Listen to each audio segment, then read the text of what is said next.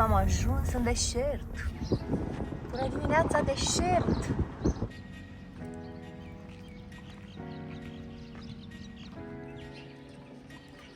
Ce faci? Ți-ai luat taxi? Troșcaletă? Gata, doamnă, te duc la plimbare. Aventura strigațura. Hai că trebuie să ne facem emisiune. Stai că bagă și ăsta în nos. Asia Express, Dubai Express. Dubai Express de România. Wow! Îmi place subiectul ăsta. Aoleu, stai că bagă viteză. Vai, dar e superb aici. Nu face, pare deloc rău că am venit. Ca să știi.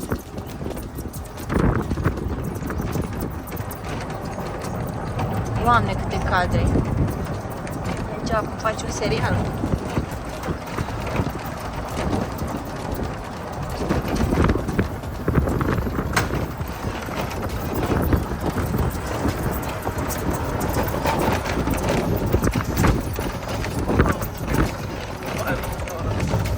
Asta e.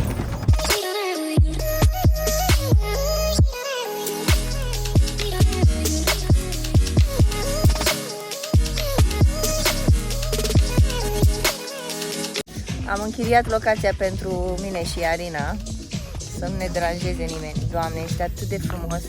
Se numește Terra Solis, este în deșert. Aici aveți piscină, un restaurant pe care o să-l testăm și noi mai târziu, cred. Și aici înțeleg că e și o scenă. Sunt invitați tot felul de DJ. Se fac party-uri din alea noaptea, party-uri nebune, dar este absolut super. Hopa! M-am și împiedicat.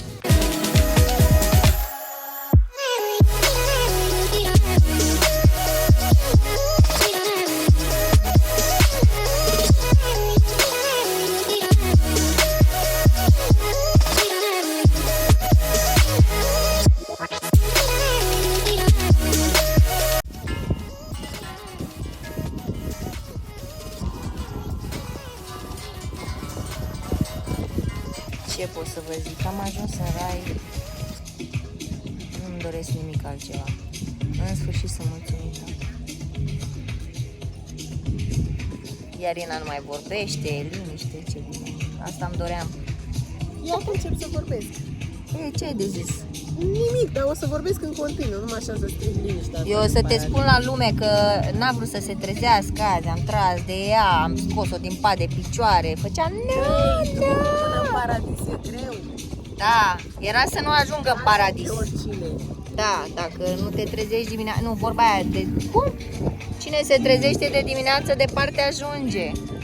Hai să vă review fix din fața mea, fiți atenți. Cam asta e. Cam asta e. Ce să vă mai zic? Am ascultat-o pe Iari și vreau să încerc cocktailul ei preferat, piña colada. Arată foarte bine. Hop. Ia să vedem. Ce zice? Ce zice piña colada asta? Opa!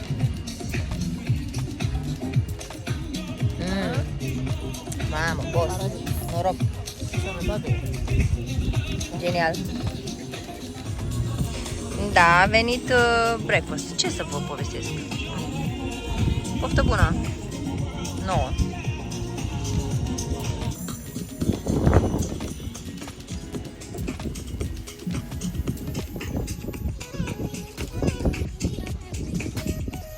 Este fructul meu preferat. Îl ador, efectiv.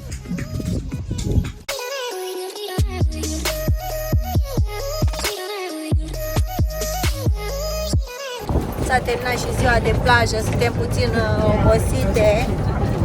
Soarele ăsta ne-a bătut în cap, dar nu ne pare rău. Ce frumos e pe aici. Mersi, mi se cede. A venit Caleașca să ne ia.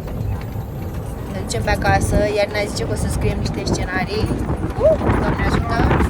Mâncăm și noi ceva, nu știu, ceva așa. Uite, acum era lumina bună. Și după ce mâncăm ceva și scriem scenarii, mergem la dinner, normal. Și cu câteva kilograme în plus ne întoarcem în România. M-am pupat. Noi două la plimbare prin deșert.